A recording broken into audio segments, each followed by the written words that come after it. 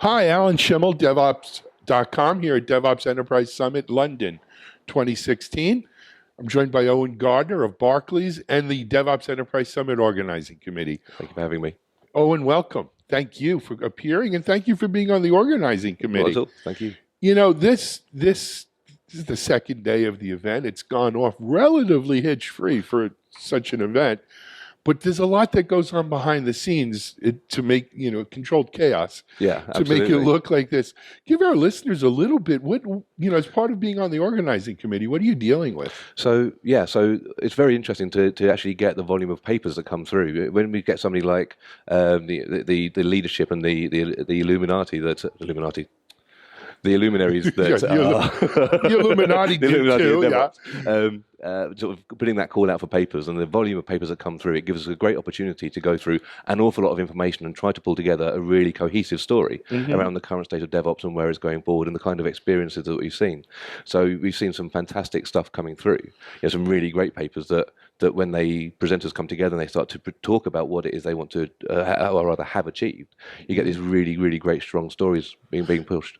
We had Marcus from Accenture on previously, and we were talking about if this is the level of presenter that we're seeing here, I'm sure there must have been some fantastic ones that didn't make it as well. Absolutely. We've got this fantastic backlog of additional stories that we could probably run the same event again. B-sides in security. We have B-sides conferences. Yeah, absolutely. For talks that weren't accepted at the main conference. Absolutely. I mean, there were some very heated debates around what we did and what we didn't include. And and I personally had a wish list of certain things that I wanted to cover off, and I was really pleased to see those things being included because of the way that DevOps is evolving.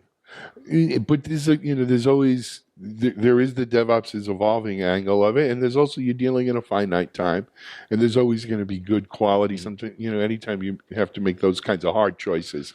But if you could share with our audience, Owen, what was the theme that you saw coming through with these stories that we've tried to bring out here? Sure. So I think I spoke at the 2014 summit in San Francisco. Yes. And a lot of the stories there were we had a small internal team and we did something and we made a change and it was better afterwards. And they're all great stories and they're all great talks, but it's very much that internal focus.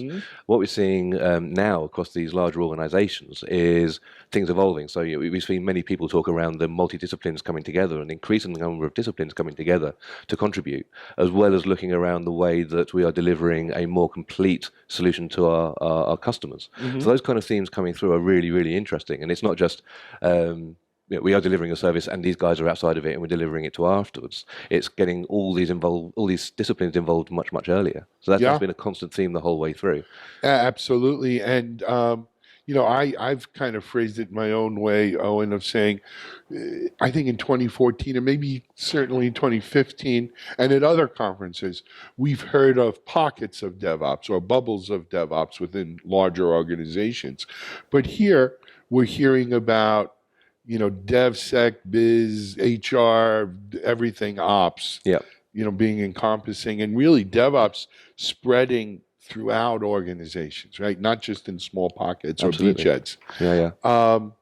But interestingly, I was talking to some of the folks down in the speakers room earlier today, and I we're talking about this very subject.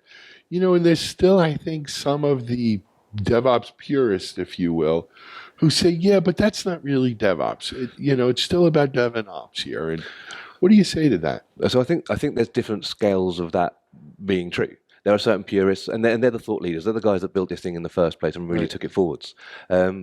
I think inevitably, if this is to be increasingly successful and continue to evolve, that purist view will have to move forward as well. And if we start to look at maybe next year's, one of the things that could be is actually looking outside the boundaries of the organization. So we've spoken about silos, and silos themselves aren't necessarily evil. Silo mentality is not the good thing. But if you start to look at like vendor products and how do you interact with your DevOps, with your vendor products, third parties, exactly. So how do you cross those boundaries and start to bring those together to deliver something that is much more interesting and cohesive across that broader spectrum? At that point, you can't just talk about Dev and Ops being this little niche thing. You have to start evolving it and pushing the boundaries and seeing where it goes next. Otherwise, you've finished. You've defined DevOps. Story's and over. It's done. It was very nice, and let's move on to the next thing. Exactly. What should we call it?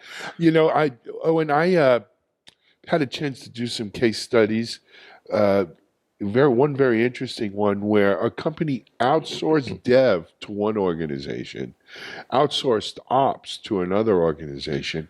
They retained their business, and this was a very large enterprise. It was actually a national air carrier, which shall remain nameless, and and they were doing DevOps. And Yeah. what was really interesting to me here was we talk about silos. We usually have silos within an organization. These were external organizational silos, Yeah. but they still were able to come together around tools, around a common culture of let's do this faster. They were actually doing it on a Siebel Right. Right. Okay. application, which is not cutting edge DevOps Yeah. Yeah. usually. Yeah. Uh, but still, they were able to accomplish some amazing things with automation and scripting And I think you so touched on forth. something really interesting there, that it doesn't have to be the cutting edge tool set that is the interesting thing that's going to make DevOps work. It's, Right. it's that culture and collaboration piece, and being able to define that culture is probably the hardest part.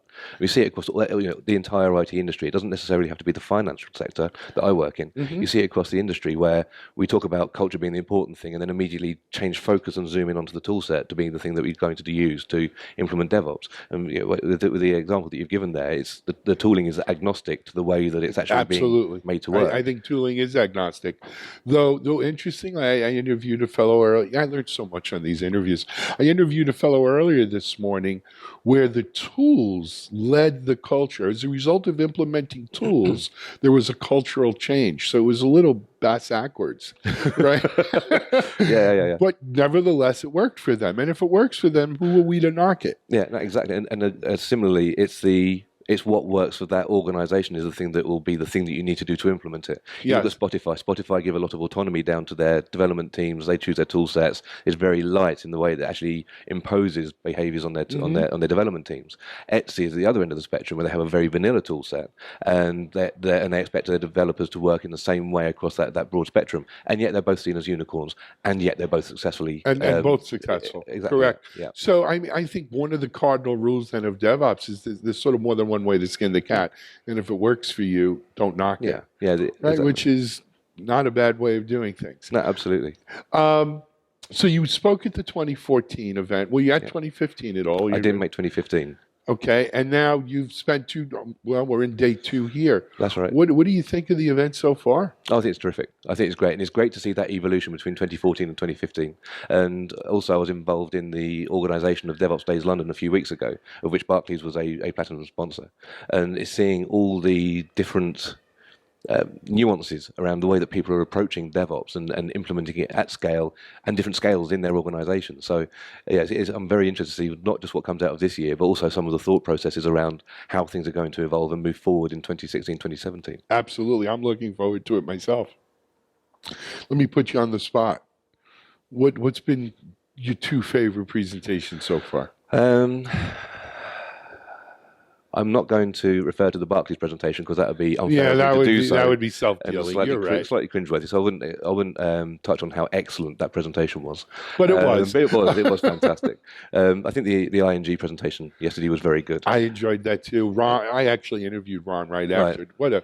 What a tremendous story this fellow is. Absolutely superb. And I think Blew me away. And I think the great part about that, it wasn't leadership saying, this is what we think we need to do, come on everyone, follow me.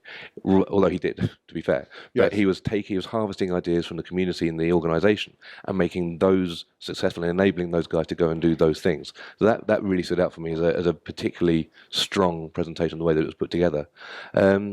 I think after that is probably the 6th presentation. Yes, I didn't know appear too. Yeah, and I was particularly interested in that one because it was focusing on DevOps in a highly regulated environment, which Yes. of course is where I live and breathe in my career. And it's interesting to take the view that a highly regulated environment doesn't stop you doing DevOps. If anything, DevOps enables a highly regulated environment. And it helps. I mean, and what's interesting is whether we talk about highly regulated here in the UK or EU, but we have a similar story back in the US. The financial sector, which is probably the most highest regulated, is leading the way in a lot of these DevOps transformations. Absolutely. And it's a necessity is the mother of invention, or not sure what's driving, but we're seeing it over and over again, and that's a tremendous thing. It is, and this is why organisations like Barclays and like ING are so investing in the community. It's not the big bad giants trying to take over. We are trying to harvest the intelligence and the experience of what's happening in the community to enable us to meet the requirements that are being put upon us by the regulators. Sure. So the more that we can do in that space, the better it's going to be for us, in our selfish gene, to actually help us meet what we need to do. Absolutely. A rising tide lifts all boats, so to speak. Anyway, Owen, we're about out of time. I wanted to thank you for appearing with us on DevOps.com today. Not at all, thank you for being on the organizing committee and doing a tremendous job of picking some amazing talent and stories to hear about. And maybe we'll see you in San Francisco at DevOps Enterprise Summit in San Francisco. I do hope so. And thank you very much for all the stuff that you're doing with us as well. Okay. So thank you. Thank you very much. This is Alan Schimmel for DevOps.com.